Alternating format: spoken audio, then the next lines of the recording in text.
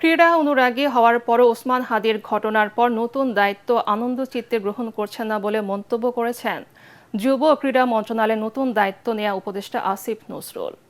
সচিবালয়ে দায়িত্ব গ্রহণের পর তিনি বলেন, আগের উপদেষ্টা আসিফ মাহমুদ সজীব ভুঁইয়া অত্যন্ত সফল ছিলেন।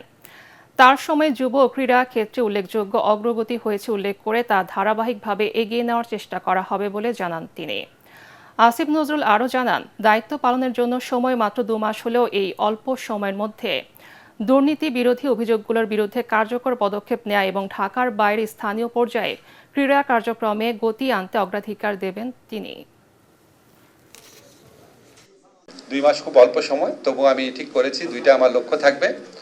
একটা হচ্ছে যদি কোনো রকম দুর্নীতি বা অনিয়ম বিরোধী কোনো পদক্ষেপ নেওয়ার স্কোপ থাকে তাহলে সেটা নিব।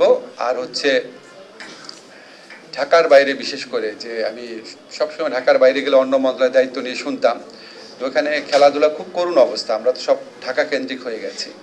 ঢাকার বাইরে যে স্টেডিয়ামগুলো আছে, তারপর আপনার বিভিন্ন আমাদের মন্ত্রণালয়ের বিভিন্ন অফিস আছে, সেগুলিকে কীভাবে অ্যাক্টিভেট করা যায় সেটা চেষ্টা করব।